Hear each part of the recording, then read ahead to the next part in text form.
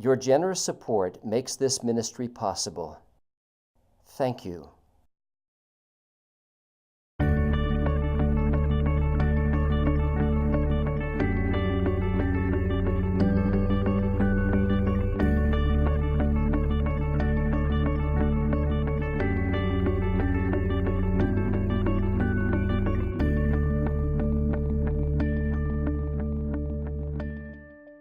And so here we are in this class, people who are inherently weak, frightened, scared, sometimes unsure of ourselves. And that's why it's great to know that you are an all-powerful God, that you're not only all-powerful, you're all-knowing. You knew about our fears and concerns about talking in public even before we were born. So thank you that you're waiting there, wanting us to communicate with you. And thanks for each of the students here. And thank you for their desire to learn biblical truth, but also to get an idea of past events that have taken place historically. And certainly, as we think about hatred, we think about a man, Adolf Hitler, who thought he was all-powerful. And indeed, Lord, he is now dead, most likely separated from you for all eternity, paying for the terrible price of his hatred for the people that you love. So we're grateful for the opportunity to be in this class and look forward to the things we're going to talk about today, and even some of the things we're going to see, though frightening and awful, are things that actually happen when men did awful and dastardly things to his fellow men. So thanks, Lord, for this time. In Christ's name, amen. Psalm 94 is a psalm of ascent for Wednesday. And it reads, Lord God, to whom vengeance belongs, O God, to whom vengeance belongs, shine forth.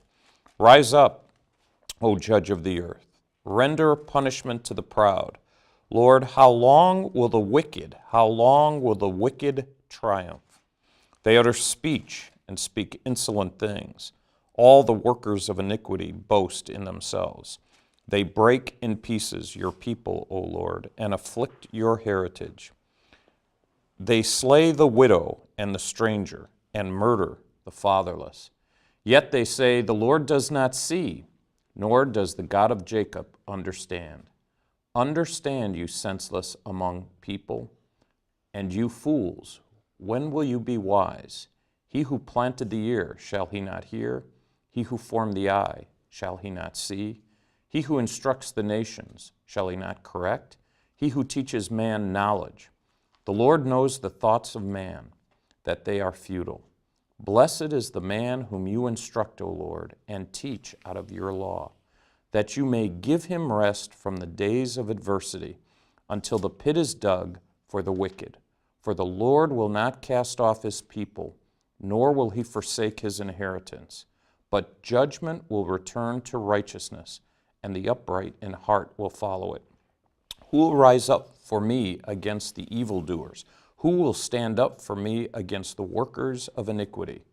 Unless the Lord had been my help, my soul would soon have settled in silence. If I say, my foot slips, your mercy, O Lord, will hold me up. In the multitude of my anxieties within me, your comforts delight my soul. Shall the throne of iniquity, which devises evil by law, have fellowship with you? They gather together against the life of the righteous and condemn innocent blood. But the Lord has been my defense, and my God, the rock of my refuge.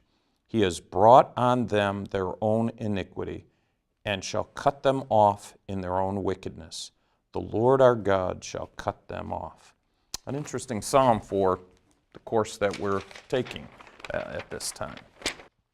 We're going to talk about Houston Stewart Chamberlain and a book he wrote called The Foundations of the 19th Century. Houston Stewart Chamberlain was a racist. He was a person who wrote this book and portrayed the Jewish people as alien, corrupters, corrupters of civilization, and he talked about the important contributions Aryans have made. He tried in his book to prove that Jesus was not Jewish. Here's what Chamberlain said: "Whoever makes the assertion that Christ was a Jew is either ignorant or insincere. Ignorant when he confuses religion and race, insincere when he knows the history of Galilee and partly conceals and distorts the very facts in favor of his religious prejudices, or it may be to curry favor with the Jews. The probability that Christ was no Jew, that he had not a drop of genuinely Jewish blood in his veins, is so great that it is almost equivalent to a certainty." It was Chamberlain who adopted the science of, and I can never pronounce it well, physiognomy, the science of the skull. It has to do with looking at a skull, the different shapes of a skull, bumps that might be on the skull, to determine what kind of person you are. Yeah. It's called Foundations of the 19th Century. Now what we want to, I've got to fit World War I here, and I've got to talk about actually three Reichs. Have you ever heard the term Reich? R-E-I-C-H. Anybody know what a Reich is? You got to be careful when you say that. Reich.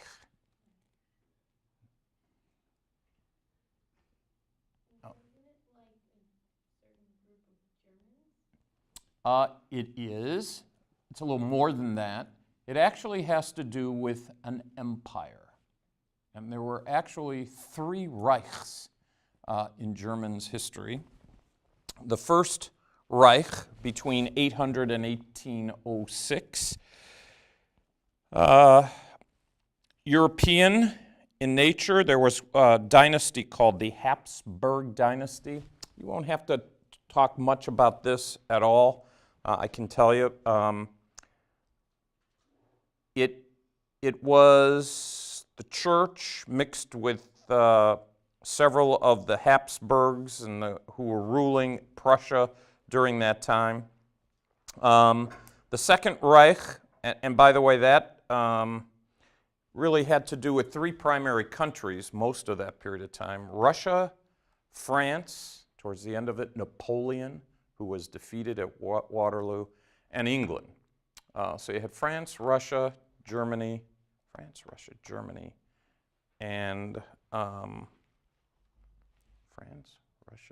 and England. Of that Reich, it was 1,000 years, 800 to 1806. The Second Reich actually came about with a person by the name of Otto von Bismarck. Otto von Bismarck. And his goal was to revive the Holy Roman Empire, to unite that whole thing. There was a king by the name of Kaiser Wilhelm during that time, and the idea was to unite. There were a lot of independent states in Germany, and the idea was to unite them under one group. So you had that as the second one. And then the third one, of course, is the Third Reich, Adolf Hitler. Now, it was World War I, which began in 1914, before the Third Reich, and really after the Second Reich, actually during the Second Reich, the end of the Second Reich. The years of World War I were 1914 to 1918. 8.5 million people died during World War I. It started as a result of an assassination of the Archduke Ferdinand, who was heir to an Austrian throne, by a Serbian nationalist. Again, don't worry so much about that. That doesn't matter. The problem was that Russia had an alliance with France and England. Austria sided with Germany. And when the Archduke was killed, assassinated, that began the war. Germany declared war on Russia on August 3rd, August 1st, 1914. In World War I, there were 600,000 Jewish people in the population. Of those 600,000 Jewish people, 100,000 served, 1/6 served in the war. 12,000 of those died. So German Jews served and died. One of the things that was called upon during the war was the Volk. And we've talked about the Volk, the land, the importance of the land.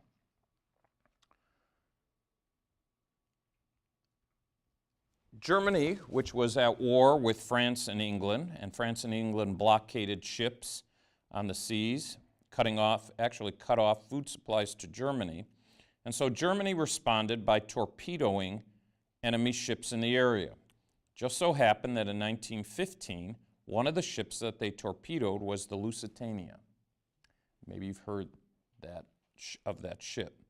On that ship, there were 1,200 people who drowned. 118 of them were Americans. That took place in May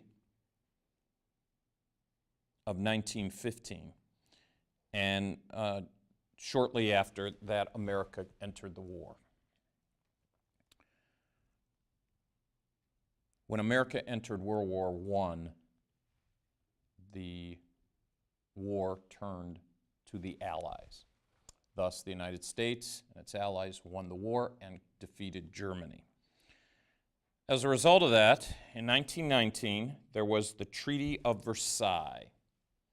The Treaty of Versailles. Now, the Treaty of Versailles is an important thing to remember because it's key to understanding what's going to take place in Germany with Adolf Hitler. The Treaty of Versailles forced Germany to confess that she alone was responsible for the war, guilty. They took away territory from the Germans and restored land that had previously been other nations. For instance, Prussia went to the Polish people. Alsace-Lorraine went to France, and they gave back land to Belgium and Denmark. The treaty removed all colonies that Germans had before World War I. They restricted their army to 100,000 long-term volunteers, and they were permitted no tanks and no planes. They were required to pay reparations of what in our money is about $33 billion. And this was back in 1919. Understanding what we talked about yesterday, which was a love of the land, a uniting with the land, a proud people, proud of their heritage, proud of their military, having to return land, restrict their military, and then pay huge amounts of money was devastating to the German people. Devastating. After World War I, there was instituted the Weimar Republic. The Weimar Republic, which moved away from the Bismarck model, which had a king and a chancellor. He was the chancellor. A more empire mentality to a democratic system patterned after the British. It would be a parliamentary system. So it was a change from what they had. The Weimar Republic would have a president who would be elected by popular vote and would serve for 7 years. Whoever won the presidency would nominate the chancellor.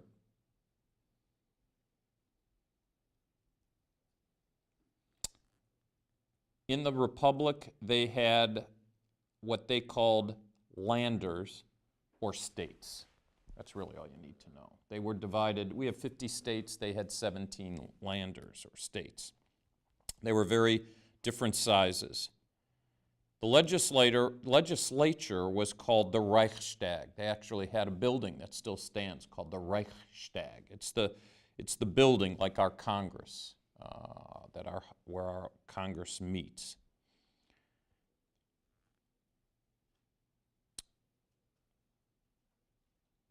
Jewish people living under the Weimar Republic after World War I did very well. They did very well. They were educated. They had been educated under the before World War I and allowed to thrive, and they thrived under the Republic. There were doctors, lawyers, teachers. If you remember the struggle during that period of time of enlightenment, there were many Jewish people trying to demonstrate that they were regular people, and many of them succeeded, living very much like Germans and not necessarily Jewish people. There was a high incidence of intermarriage, very much like when I asked some of you if you knew Jewish people, a couple of you, I think Micah said, I knew them, but they were pretty much like everybody else. And that's kind of the way it was in Germany as well. Very assimilated and very much a part of the country and the fabric of the country, and pretty much accepted as well. But there was a problem. Not with the Jewish people. There was a problem, and I think we can relate to it at this point. With the penalty of the Treaty of Versailles from 1919 and the heavy reparations that had to be paid, there was a terrible pressure on the economy. Inflation became a major issue during this period of time. In 1914, if you had 4 German marks, you had the same as $1. So 4 to 1. 3 years later, it would be 192 marks to the dollar. 1 year after that, or 4 years after 1919, it would be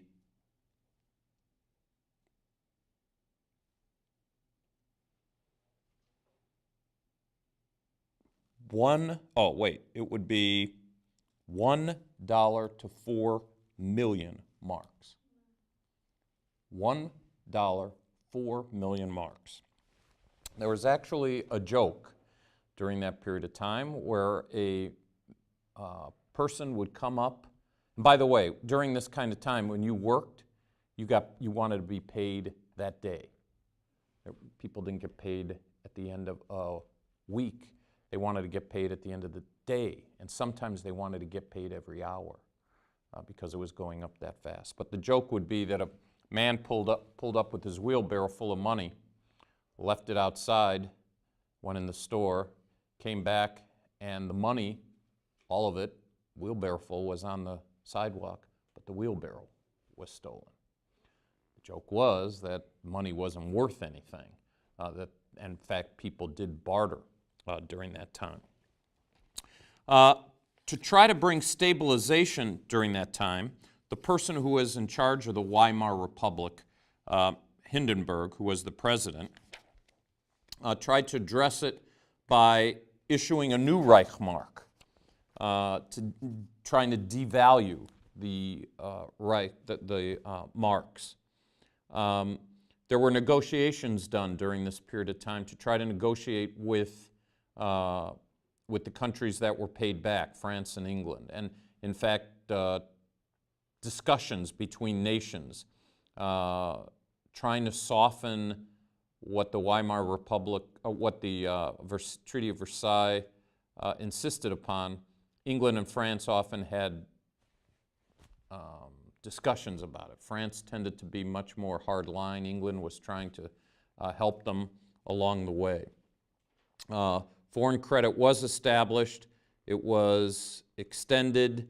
And so during these years, they tried to juggle the economy, juggle the effects of the Republic or of the treaty. And Germany was actually beginning to be on the road to recovery. Something happened, however. Anybody know what happened around the end of the 1920s? The Depression, that's right. The Depression took place. So while Germany had been going through some real difficulties and trying to adjust during that time, and was maneuvering fairly well, the bottom kind of dropped out for the whole world, and that became a major problem. So people lost jobs. It was very difficult. You lived through the second most difficult time, at least in this country. Depression was much worse than it is now, unless you are one of those people who was affected. In the Depression, there was between a 20 to 25% rate of unemployment. Some places, specific places, higher. During this difficulty, we've had as high as 15 or 16% in some places, but generally it's been around 9 to 10%. So it's been horrible, and some of you can testify to that, maybe some of your families as well. But the Depression was doubly worse. Now, during the late 1800s, there was a baby born by the name of Adolf Hitler. He was born April 20th, 1889. He was not a German, but an Austrian.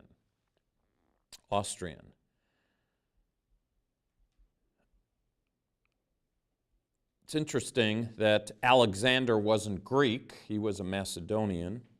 Napoleon wasn't French, but Corsican from Italy. Stalin wasn't Russian, but Georgian. And they ended up being rulers of those specific countries. He was born on the Austro-German border, and he was the fourth child of a man named Alois, A-L-O-I-S, and his wife of 23, well, actually his wife Clara. Clara was his third wife, was 23 years younger than Alois. Alois himself was an illegitimate son, and the name of his mother was Maria Ann Schicklgruber. Now I tell you that, Schicklgruber is interesting, because if he had kept his mother's name, then when he married to Clara, then people would be saying Heil Schicklgruber instead of Heil Hitler. So it's interesting. So he wasn't, his mother was not married when she got pregnant. When his mother did marry, he adopted his stepfather's name. It was spelled a number of different ways, but ultimately it settled on Hitler, different variations of it. But his mother married when he was 5 years old. So essentially what you need to know, his father was illegitimate. His mother married and adopted the name of his stepfather. Alois worked for the civil service in Austria, and it was his desire that Adolf work for the government, a country job, state job, federal job, if you will. They had a stormy relationship, and Alois died when Adolf was 14 years old. When Adolf went to school, he did pretty poor. Most of his teachers that we have testimony of tell us that he very seldom paid attention, never received a diploma. He had desire of being an artist. That was his main passion as a teenager. He's described as having no self-discipline, arrogant and bad-tempered. So, not receiving a diploma, he left school and traveled to Vienna. And it was there, in Vienna, that he testifies that he became an anti-Semite. He had come in contact with what he called an apparition. He saw a person who was dressed in a black caftan and had black, long locks. Now, we've already said that, as we talked about it, that very few of you, if any, have been exposed to Jewish people. Maybe you've seen pictures or films or things like that in reference to a group of people called the Hasidim. Do you know what I'm talking about? Okay, there's one shaking. Anybody not know what I'm talking about? Okay. You do or don't? Okay, good. I need to know. Okay. I think I said yesterday, 3 branches of Judaism. You have Orthodox Jews, conservative Jews, and Reform Jews. The Bible tells us that the Jewish people are to live separate lives.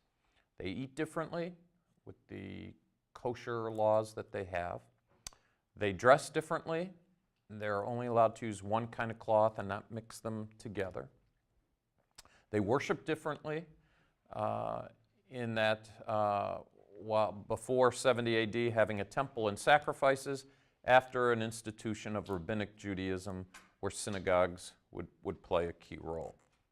In Eastern Europe, between right around 16 and 1700s, there was a man by the name of Baal Shem Tov, a leader, who talked about the joy of worship. And in that time in Europe, the Jewish men wore these black hats. That's what a keftan is. It's a black hat. According to Leviticus, you shall not cut the corners of your hair. So from the time a baby boy is born, baby boy in the Hasidic movement gets a haircut when he's 3 years old. So he's going to have long hair. They cut everything except the locks over here. And those grow really, really long. So it is let's see, early 1900s. Let's just say that, 1915, 14, even before that, probably 1912, 1911. Hitler is in Vienna, and he sees the Hasidim. He sees these bearded, long-bearded, black, usually black hair. Now that's stigmatizing that all Jews have dark hair, but for the sake of argument, that's what he testifies he saw. So they've got long black hair with the locks hanging down. They're wearing the now couple hundred-year-old garb, and they still wear it today, the Hasidic do, right out of Eastern Europe, the same dress that they wore. So they're wearing this long black kind of robe garment, black hat, black locks, and he sees them, and he's astounded.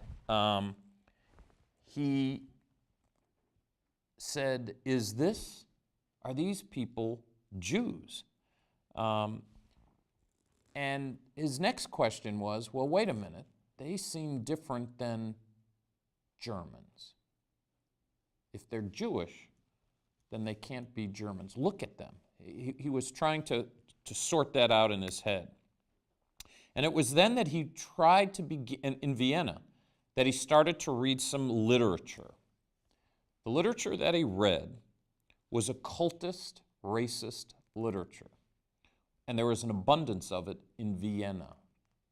There was a man in Vienna who spoke often, in fact was a mayor in Vienna. His last name was Luger. You don't have to remember that. But when Luger spoke, he spoke terribly about the Jewish people. They were terrible anti-Semite. And Hitler listened to him. Now it's interesting that at the time that Hitler was there was another man who was in the same crowd, if you will, during those times of speeches. So you had Adolf Hitler, and you had a man named Theodor Herzl, who was also born in Vienna. Theodor Herzl heard that. Now, Theodor Herzl was Jewish, secular Jewish man, would become highly educated and eventually become a journalist. And so when Adolf Hitler heard Luger, he was fascinated. He couldn't get enough. He had to find out about these awful, terrible Jewish people. There was a paper published by it was called the Ostara. It was a pamphlet, and it depicted, have any of you ever seen Chick tracts? Does that strike? Okay, you've never seen them. A Chick tract is they're pretty powerful. They don't have a lot of tact. They are a little like cartoon booklets that really preach the gospel. And they preach, they're usually passed out in urban areas. They're pretty forceful. They make no bones about different isms, Catholicism, Judaism, Buddhism, whatever it is, and present Christ as the only way and truth. But they use characters, comic-like drawings to do that. Many times in classes I've asked, and people are familiar, but if you're not, that's the best kind of description I can give. Well, Hitler, in these publications, these brochures, booklets, they usually depicted Jewish men, looking like monkeys or apes, and that these ape-like creatures, Jews, usually with a hook nose but an ape-like looking face, would attack and try to rape or take an Aryan. So you'd have a drawing of a beautiful, waist 2 inches around, a voluptuous Aryan woman with the ape-like man who's licking his chops, trying to get this woman, and associating Jews with devils and lower races of people. The race was a big deal. The idea of good and bad. The Aryan male was the one who saved the Aryan female from the terrible animal-like Jewish person. And so Adolf Hitler was reading these kinds of things. And he describes the lessons that he learned in Vienna. And as I said, he's in Vienna, aspiring to be an artist. And by the way, while he's reading all this, he's trying to secure, either sell his works of art he painted and drew, and get jobs, and he always lost to Jewish people, always. So that frustrated him, made him really angry.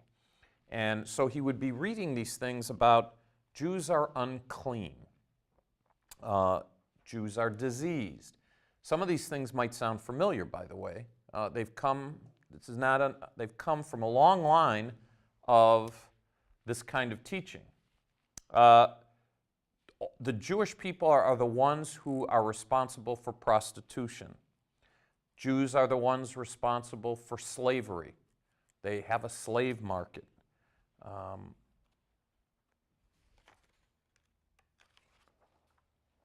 And so it was in Vienna that Adolf Hitler became an anti-Semite. And it was in Vienna that Theodor Herzl determined that Jewish people are in trouble. Now, his work of establishing a homeland for the Jewish people, and he's the one that's given credit for that, really didn't come to pass until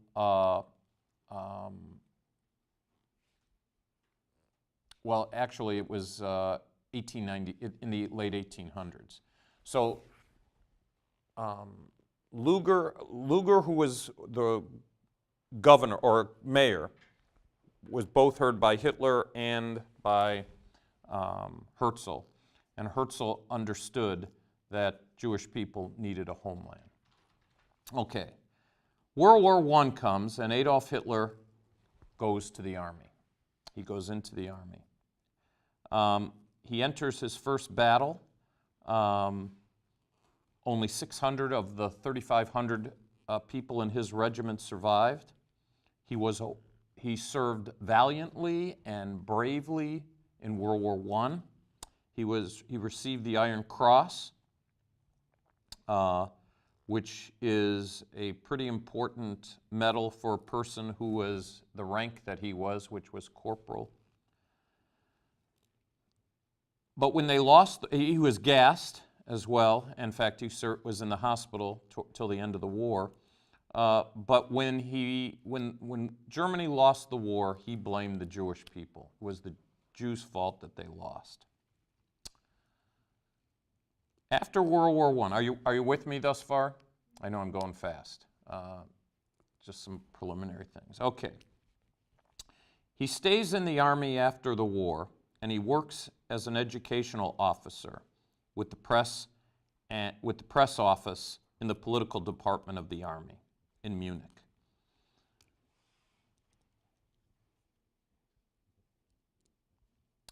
While he was there in Munich, he attended a group called the German Workers' Party. It was later changed to the National Socialist German Workers' Party. And it was then at that time that he got involved in an organized way specifically against Jewish people. The slogan for the party was that Germany should wake up and Jews should drop dead. That's an interesting slogan to have for a political party, but that's what it was. He changed, ultimately, after he gave his first speech, they loved the way he spoke, and he was the one that actually changed that group from, which was the German Workers' Party, changed to the National Socialist German Workers' Party. He changed it to the National Socialist Party, ultimately the Nazis. That's what they would call it. But it was called the National Socialist Party. And he wrote a 25-point program, that you do not have to write all these down. I just want you to listen to them. That's all you have to do. I'm going to read a few of them. These 25 points were what Adolf Hitler, who he chiefly was the one that put them together. Remember, the backdrop is after World War I. Germany has been humiliated. They have to start paying money back, they've lost land, and they don't have much of an army left. Okay. So, they demanded that all Germans, the union of all Germans as the basis for self-determination. They demanded the end of the Treaty of Versailles. He wanted an end to that. They wanted more land and more territory. Only fellow countrymen could become citizens, no Jews. In fact, Jewish people who were citizens would be stripped of their citizenship. So that was part of the basis for this national party, German National Party, Socialist Party. Every citizen must work. All unearned income is to be abolished. The creation and maintenance of a sound middle class. Let's see. Turning a regular army into a national army.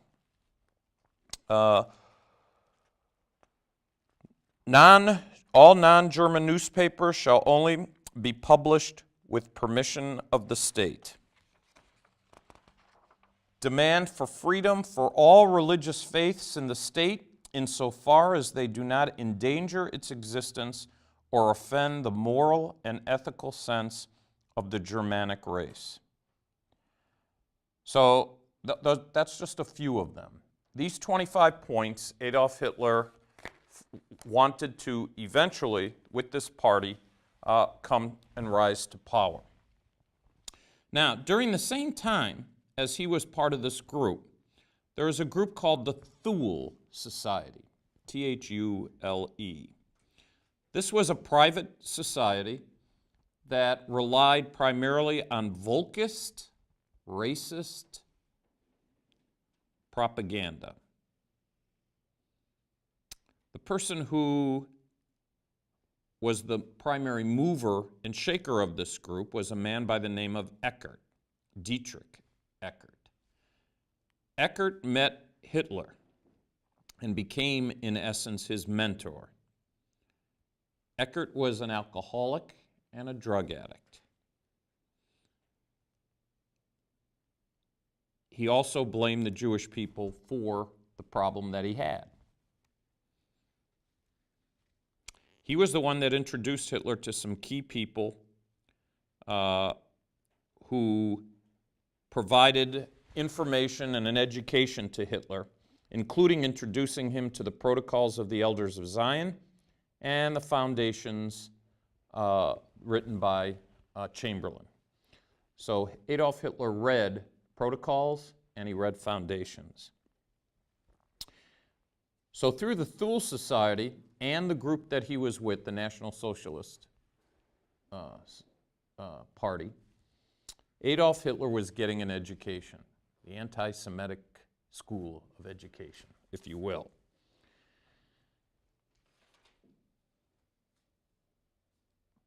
By the time he was through, there were several things that he knew to be true for him.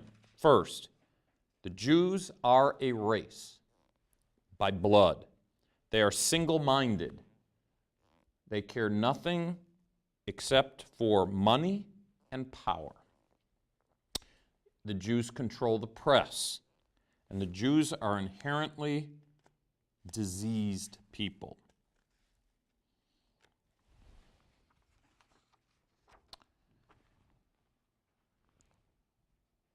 He determined that although anti-Semitism was factual, he didn't want anti-Semitism to be emotional because he felt that would just lead to pogroms, which were just scattered, isolated killing of Jewish people. Instead, he wanted anti-Semitism to be rational. He wanted it to be matter of fact, that it has to be handled like other matters, and that through legal, rational ways, disposing of Jewish people would be done. He wanted to eliminate any kind of special privileges he felt Jewish people had. His objective would be to remove Jewish people altogether. He was preoccupied with it. He felt that the removal of the Jewish people was the key to advancing human culture and Germany in world events.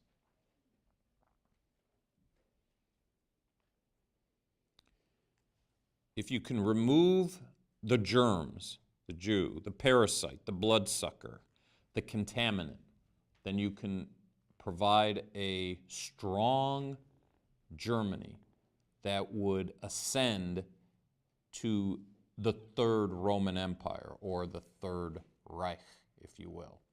So Hitler had, after World War I and before he rose to power, all these exposures that he had gave him the vision, if you will, of the key to rising to power. Part of that was fueled by the occultic literature that he was reading, and it was occultic.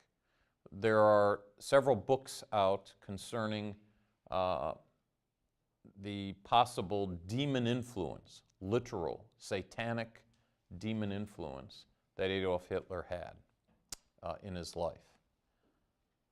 Now, what did Hitler think of the Aryan? Well, the Aryan, he felt, was the key to human cultural development, that civilization was inseparably bound in the Aryan race.